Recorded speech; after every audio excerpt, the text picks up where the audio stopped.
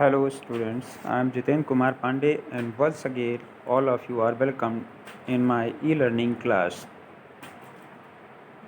जैसा कि आप लोग जानते हैं हम लोग क्लास 10th का second chapter Nelson Mandela long walk to freedom पढ़ रहे थे। इसमें हम लोग 2 पार्ट स्टडी कर चुके हैं। अब ये तीसरा पार्ट हम लोग स्टडी करेंगे और शुरू करते हैं ये lesson. That day had come about through the unimaginable sacrifices of the thousands of my people। अर्थात ये आगे कहते हैं दैट डे हैड कम, और वो दिन फाइनली आ ही गया है, about through the unimaginable sacrifices of thousands of my people.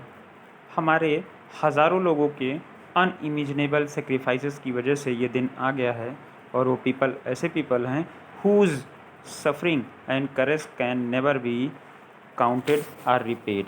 यानी जिनकी ऐसे लोग हैं जिनके इस सफरिंग यानी कष्ट का और करेज का, साहस का, इसका कोई रिपेमेंट हम लोग कर नहीं सकते हैं। ना तो उनके सेक्रीफाइस को गिन सकते हैं और ना ही रिपे कर सकते हैं, यानी उसके बदले में कुछ अदा नहीं कर सकते उन्हें। आई फेल्ट दैट डे, और उस दिन मुझे महसूस हुआ, as I have so on many other days, that I was simply the sum of all those African patriot who had gone before me. और उस दिन मुझे ऐसा एहसास होता है, आई फेल्ट दैट डे, उस दिन मुझे ऐसा एहसास होता है, I have on so many other days that I was simply the sum of all those African patriots, कि ये जो अफ्रीकन पैट्रियट्स थे, देशभक्त थे, उन सभी लोगों का मैं केवल एक योग, सिंपली एक योग हूँ, एक जोड़ हूँ, यानी उन्हीं के प्रयासों के स्वरूप बना हुआ हूँ, उनकी उस कड़ी की एक चेन हूँ। जो लोग those African patriot who had gone before मी, जो मुझसे पहले जा चुके हैं, यानी जिन लोगों ने सेक्रीफाइस कर दिया, अपना जीवन न्यौछावर कर दिया, उनकी मैं एकमात्र कड़ी भर हूँ, उनका योग केवल हूँ। दैट लॉन्ग एंड लोबल लाइन, और उनकी जो ये लॉन्ग और लोबन लाइन थी, वो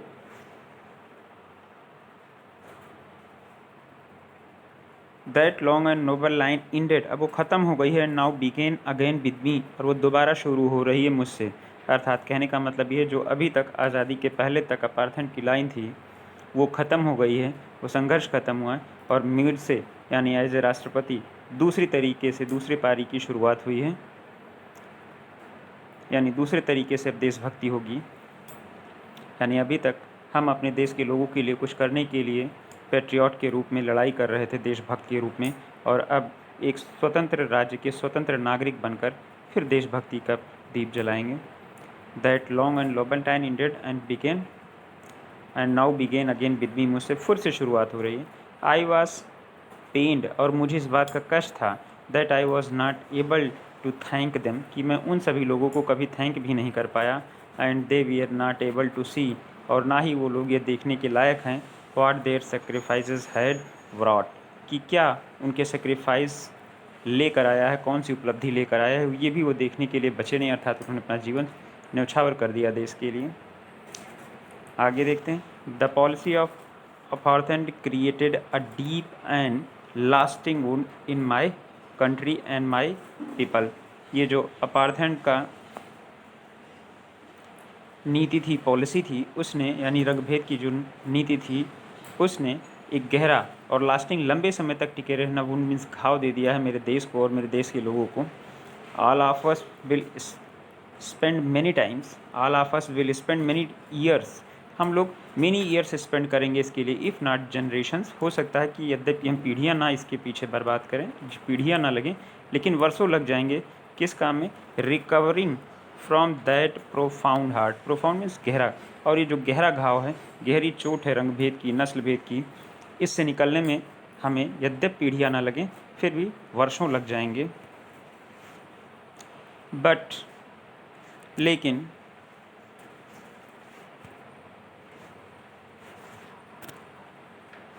लेकिन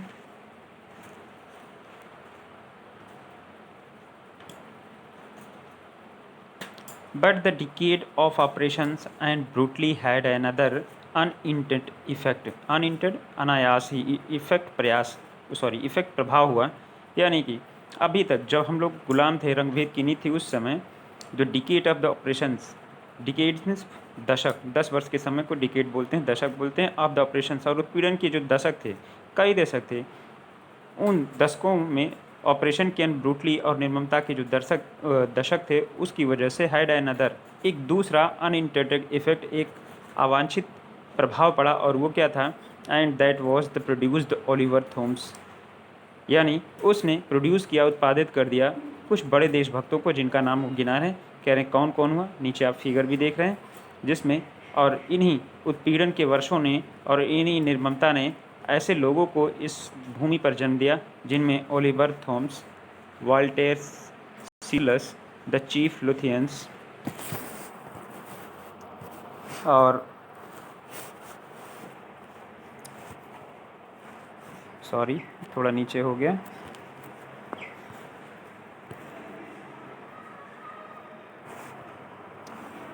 हाँ, Walter Sisulu, the chief Luthuli, and the Yusuf Dadoo, and Bram Fischer, the Robert Sobukwe of our time, यानी हमारे समय के ये जो फेमस लोग थे, जिनकी पिक्चर भी आपको दी हुई है, इन लोगों को जन्म दिया उस भीषण त्रासदी ने। Man of such extra ordinary, इस तरीके के असाधारण लोग थे, जिनमें एक्स्ट्रा ऑर्डनरी करेज था, विजडम था, और जेनसिटी सज्जनता थी, that like may never be known again, और ऐसा लगता है कि ऐसी वाइजनेस, ऐसी विजडम, ऐसी जनरसिटी और इतना ज़्यादा करेज दोबारा किसी व्यक्ति में हमें देखने को नहीं मिलेगा। ये उन परिस्थितियों का परिणाम था। परहैप्स शायद इट रिक्वायर्स, शायद इसके लिए ज़रूरत पड़ती है, सच डेप्थ ऑफ ऑपरेशन, इतनी गहरी ऑपरेशंस मीन्स है उत्पीड़न की, to create such height of the character, कि वो इस प्रकार के उच्च कैरेक्टर का निर्माण कर सके, जैसा ये लोग थे जिनका नाम अभी हम लोगों ने पढ़ा। यानी वो भीषण परिस्थितियों में ही ऐसे लोगों का जन्म होता है। माई कंट्री इज़ रिच, जो मेरी कंट्री है वो रिच है। किस मामले में रिच है? इन द मिनरल्स के मामले में, जेम्स रत्नों के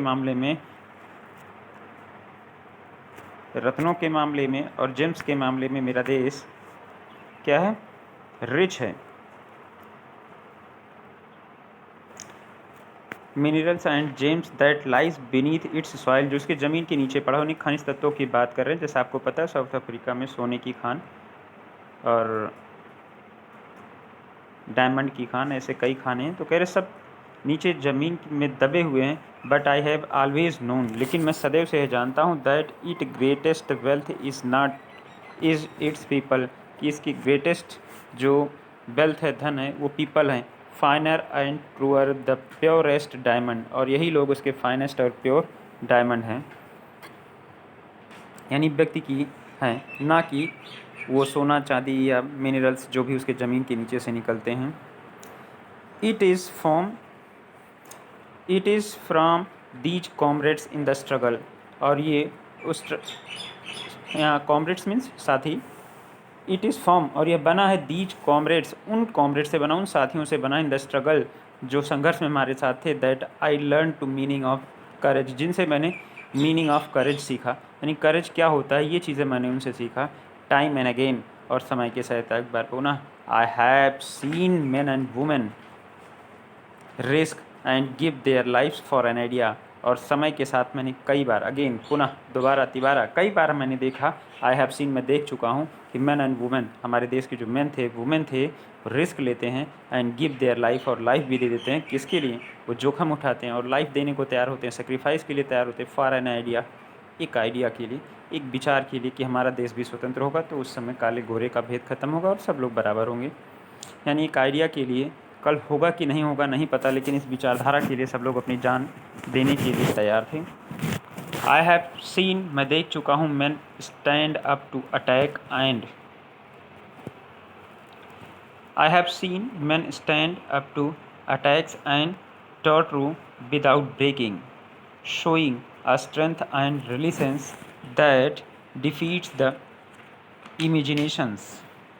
और कह रहे हैं साथ ही मैंने देख लिया है ऐसी चीज़ों को।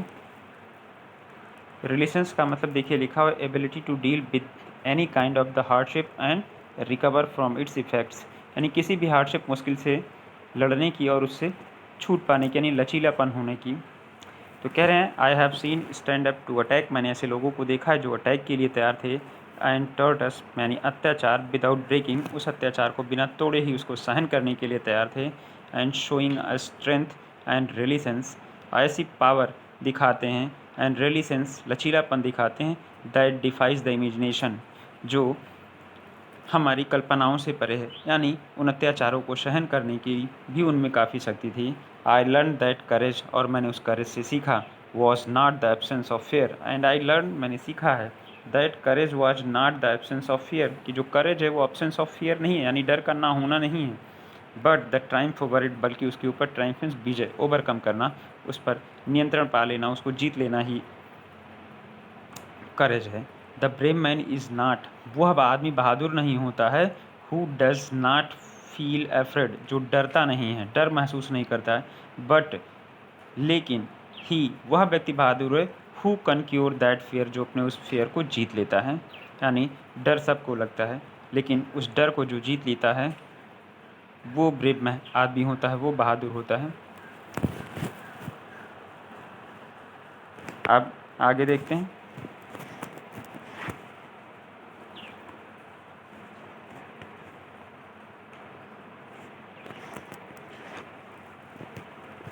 No one is born hating another person because of the color of his skin. No one is born hating, कोई आदमी ऐसा नहीं पैदा होता है जो वो हेट करना जानता हो किसी आदमी को, because of colour of his skin, कि वह उसके कलर की, स्किन कलर की वजह से उसे हेट करे। And if sorry or his background, या उसकी बैकग्राउंड की वजह से नफरत करे, आर हिज रिलीजन, या धर्म की वजह से करे। ऐसा कोई आदमी बॉर्न हेटिंग नहीं है, यानी पैदा नहीं होता है कि जो उसके कलर को देखकर, उसके बैकग्राउंड को देखकर, या उसके रिलीजन को देखकर उसके हेट करे।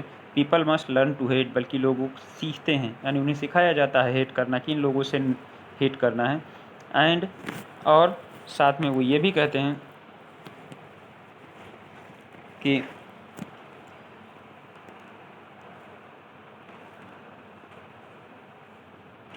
People must learn to hate, लोग सीखते हैं हेट करना। And if they can learn to hate, और यदि वह लर्न कर सकते हैं हेट करना, they can be taught to love, तो उन्हें प्रेम करना भी पढ़ाया जा सकता है, यानी सिखाया जा सकता है। For love comes more naturally to the human heart than its opposite, और जो लव है वो आदमी के हृदय में ज़्यादा जल्दी आ जाता है उसकी तुलना में, अपोजिट, इसके विरुद्ध की तुलना में। विरोधी कौन है इसका? हेट, यानी हेट की तुलना में लव आसानी से आदमी सीख लेता है, प्यार। Even the grimmest time, grimmest man सबसे अधिक बुरे, टाइम इन द प्रिजन, जो जेल में हमारा सबसे बुरा टाइम हुआ करता था, उस समय भी व्हेन माई कॉमरेड्स, जो मेरे साथी थे, एंड आई, और मैं, we are pushed in our limits, अपनी लिमिट्स में ढकेल दिए जाते थे, यानी अपने उनके अत्याचारों को सहन करने की अंतिम सीमा तक, अपनी लिमिट्स तक समझाते थे। I would see A glimmer of humanity in one of the guards, और मैं उन गार्ड्स, जो रखवाले हमारे थे, जो जेल के रक्षक थे, वो लोगों के आंखों में भी मैं एक ग्लिमर ऑफ ह्यूमैनिटी, एक हल्की सी चमक, एक हल्की सी रोशनी देखा करता था। परहैप्स, शायद, जस्ट फॉर ए सेकेंड, यद्यपि ये हल्की सी जो चमक थी, जो रोशनी थी मानवीयता की, वो एक ही सेकेंड के लिए होती थी, बट लेकिन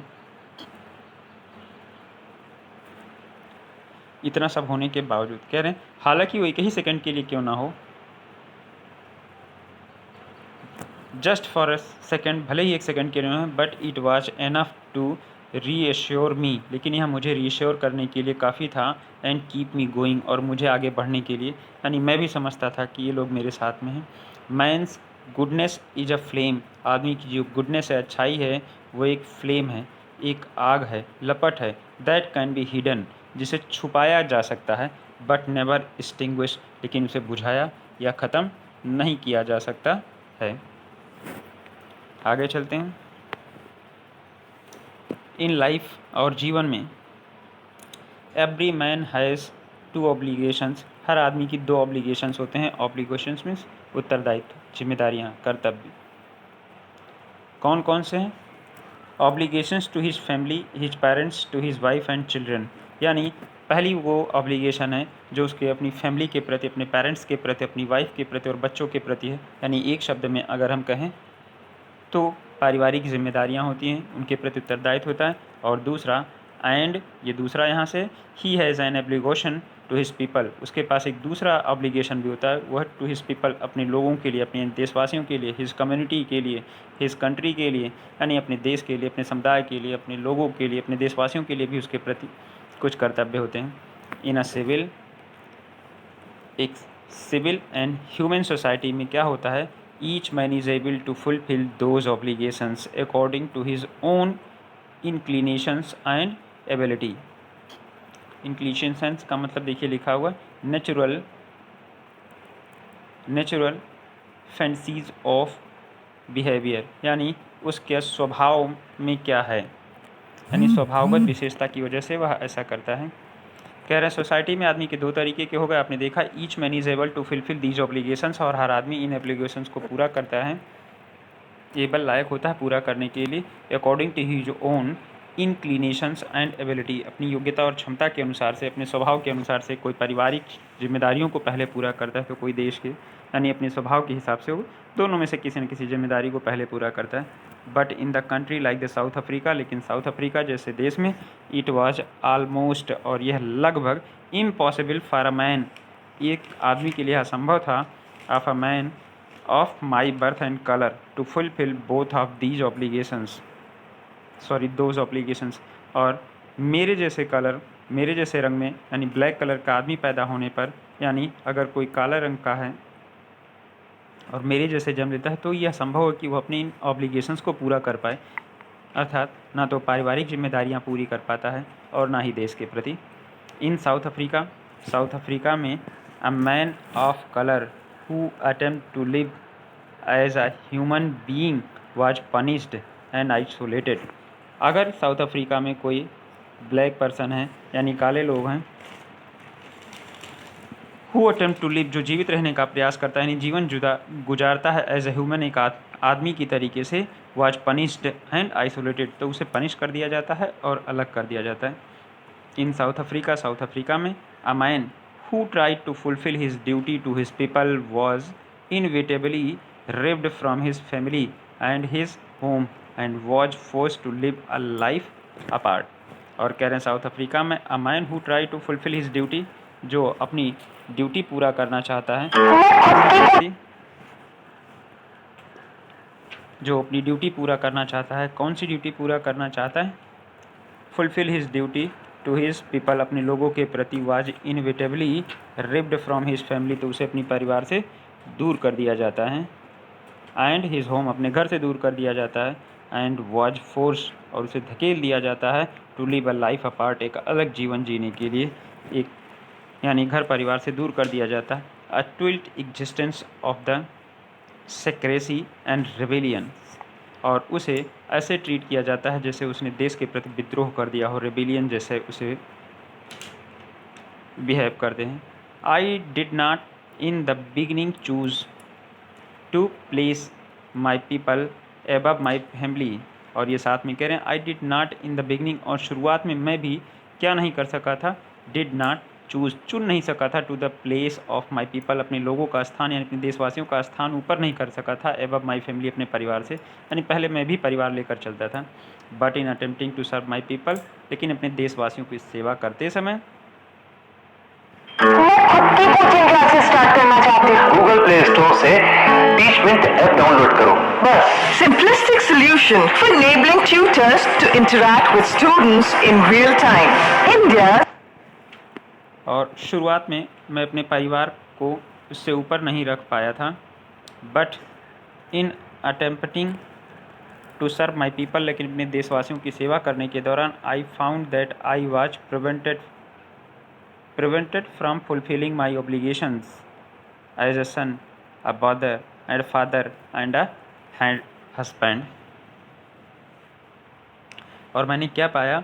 आई was prevented from fulfilling my obligations as a son, कि मैं प्रिवेंट हो गया क्या करने से? अपनी ऑब्लिगेशंस को पूरा करने से, as a son, as a father, as a husband, इस तरीके से पूरा करने में हुआ।